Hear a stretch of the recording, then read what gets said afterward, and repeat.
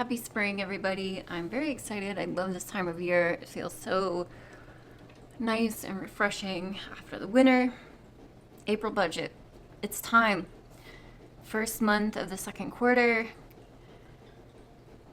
First month of being fully in the new job. The only income is from the new lower paying job. So I am interested to see how April shakes out. But I'm very excited because March went a little bit better than I thought it would. So I'll shut up. Let's get into the spreadsheet.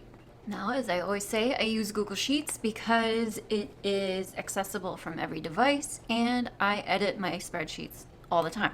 So here we are in the April month breakdown. I always start at the top with my income. So here is the biggest change starting this month. My W-2 income, even though it was lower, I set it lower for March because I did technically start my new job at the end of February. I also got my last paycheck from my old job in March, and it's a 3 paycheck month either way. So March was different. April will actually be the first month of of lower income, no additional paycheck from the last job, no additional paycheck because it's not a 3 paycheck month. So income for April, my W-2 goal, $4,200. Again, I don't know if this is accurate. I don't know exactly what my take-home pay is going to be, which what I'm speaking of here is my take-home pay. So this is after my 401k is deducted, health insurance, HSA. I think that's all. I no longer get my car insurance taken out of my paycheck at this job just because we don't have the corporate discount that the other company had, and that's okay. That is now a new line item on my budget, which I'll cover in just a minute. So W-2 income, $4,200. I don't know what it'll actually be, so we'll see. That's just my best guess. Rental income is my next income source, and that, as you can see from the note, should be $459.24. So just a quick breakdown of that in the note. My tenant pays $734 in rent. 6606 is what the property management team keeps for their portion.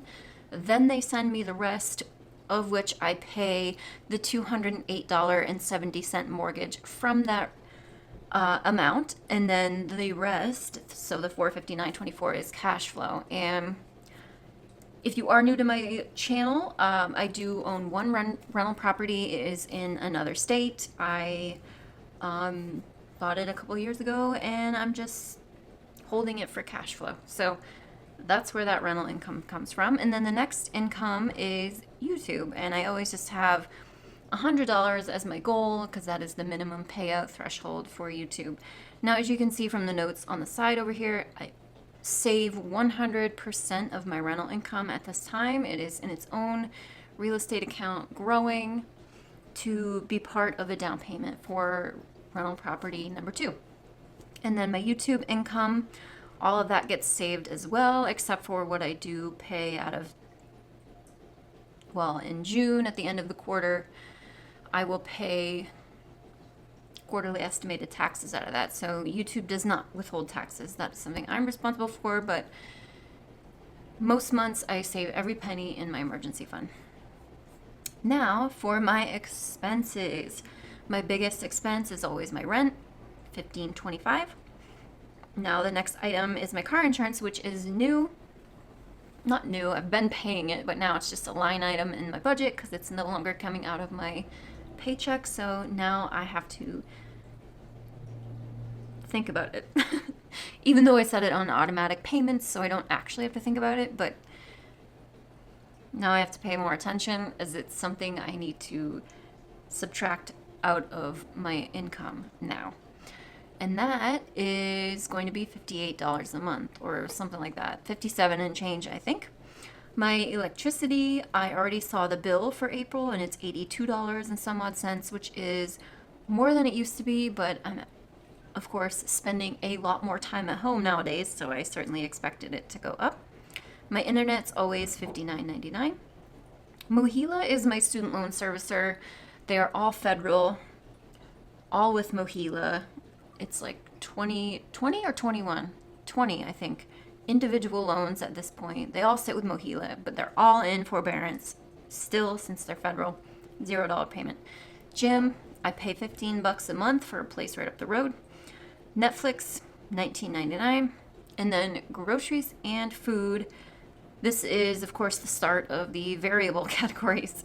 Groceries and food, I have a $500 a month budget, which is generous for one person, but I always seem to end up wanting to eat out or have coffee out or whatever it may be, at least 2 or 3 times a month. I'm trying to be better about it. I'm being intentional this year as I am doing a low spend year, which is a collaborative effort with of course, a bunch of you viewers and a few of other of us YouTubers as well. Christiana, The Well-Behaved Wallet, Rebecca's Quest to Fire, and Layla, Debt Over It, Personal Finances with Layla. We are all on this low buy, or some of them are doing a no buy year. So really, for me, my intention with that was personal spending, but also groceries and food. I'm trying to keep an eye on that this year as well, as there's no real reason for one person to be going over $500 a month. We're just trying our best. It doesn't matter. All right, gas and car wash, I always budget $150. Pet supplies, I usually budget $25. Sometimes I spend, and sometimes I don't spend. Sometimes I spend more than that. My massage, $168 a month. I've debated keeping that because it's quite expensive, especially on a now lower income, but I wanna try and keep it as a self-care item. So I'm trying to keep space for that in my budget. So far, so good. Again, this is month 1. We'll see how we do. Investing, I have a goal of investing $100 a month and donating $50 a month. Savings, I've just been putting it at $1,000 a month and hoping for the best. Again, April's the test drive month, so we'll see how we do. Spending, here's where my low buy year comes into play. I'm trying to stay under $300 a month in personal spending, so that's just anything that doesn't fit into any of the other categories. And then other, just because things always seem to pop up, but I've set it at 0, and previous to now, just because in the last, was it March? In March, I have finally completed both of my sinking funds that are car, vet, and medical expenses and annual expenses. It was usually those annual expenses that cropped up on me. Not that they were ever unexpected, but I just never had the money ready to go, so I was having to bankroll those out of pocket as they came up. Now I'm fully funded in my sinking funds and ready to tackle these things head on, but I'm just not quite sure how I'm going to document them yet. I may still put them in the other category, pay for them out of the sinking fund up front, and then work in the months that follow to rebuild that sinking fund. I don't know. We'll see. I'm just trying. But all in all, like, my total that I plan to spend is $4,053, or that I've budgeted to spend, which should be less than my take-home W-2. Of this $1,000 savings, I do hope to keep adding to my emergency fund. That's, as of this week's Transfer Tuesday, finally over the halfway mark. So I have a $10,000 goal, sitting at $5,200 as of today, me filming this, with $4,800 to go. So that's very exciting. And then you can see sinking funds are fully funded. And once that emergency fund is tackled, I will feel so much better about life. But also, it'll be time to move on to fun things like getting this travel fund to have more than $15 in it someday. And my Roth, y'all know. That's not a hot item for me, but I have a feeling once my emergency fund is where it needs to be, I'll be hitting the investing a lot harder. So we'll see. That's it though. I'm very excited to see how April goes. I feel hopeful. Either way, I know I have the habits and I don't know, momentum of saving. Been saving like an animal the last few years, so I'm trying my best, and I will try my best to keep it going, despite not having the income that I used to have. I'm not gonna let that stop me. Just trying my best. That's all we can do, right?